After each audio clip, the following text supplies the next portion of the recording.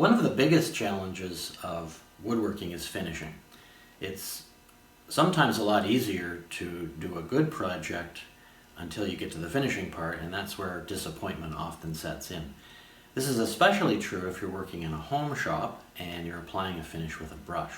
So I want to show you a technique here that will allow you to produce glass smooth finishes without spray equipment, just using an ordinary brush and urethane finish. Now you need to start with a finish of sufficient thickness. So that would be at least 3 coats of urethane, and preferably 4. The problem at this stage is that your surface is probably going to have little bumps in it from dust particles that have settled out from the air.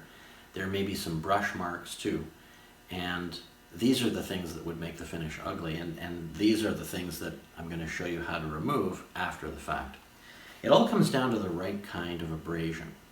So what you want to begin with is a piece of fine sandpaper. This is 320 grit, and it's wrapped around a piece of foam. This could be styrofoam. This is a little squishier than styrofoam. You don't want to wrap it around a wooden block. You want something with a little bit of resilience, but you don't want to use the sandpaper by hand. Now this sample here has 4 coats of water-based urethane, and the first step involves knocking off the dust bumps. So you're just drawing this back and forth across the surface like this. You're not trying to remove a significant amount of the finish, just to knock off those little high spots. You want to knock off the mountain, and you're going to know if you've done that sufficiently with your fingertips. A little bit of movement of this sanding block with paper on it is going to yield a much smoother finish. You'll feel the difference immediately. It's going to be smooth, but it's not going to have an even sheen. Where more abrasion happened, it's going to be dull, and where less abrasion happened, it's going to be shinier. So further refining the surface is what happens next, and that's where something like this comes in. This is a 3M rubbing pad, so it's non-woven. This is the fine grit, and you want to use this, believe it or not, in conjunction with a random orbit sander with no abrasive disc in it. So the sander causes the rubbing pad to move and polishes the surface. Now if you want a matte finish or something with just a little bit of gloss to it, then all you need to use is this fine pad. It'll smoothen things out and give you just the tiniest little bit of sheen. If you want something shinier, you'd follow this up with the superfine pad used in the same way. So this is what it looks like. It's really pretty simple. You can turn the speed of your sander down a little bit, at least at the beginning, until you get the hang of it. So and just switch on and start the buffing.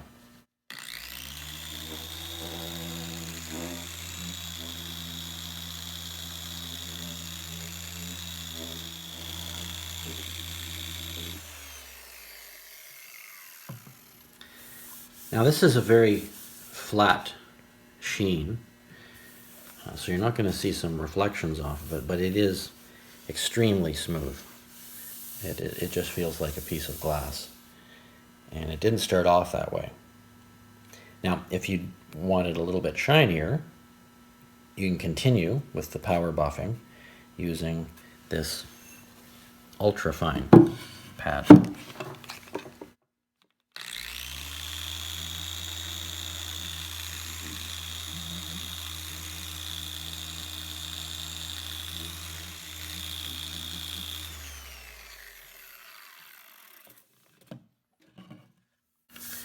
Now it feels about the same, but you can see some shiny reflections there. It can get even shinier if you buff more. So you do have quite a bit of control over the level of sheen that you can achieve.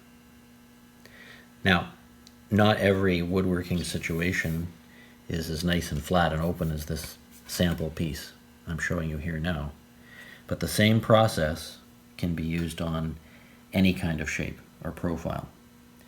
You can start with the knocking off of the dust bumps, and the only difference is that you don't use the random orbit sander for the buffing. You just do all the work by hand.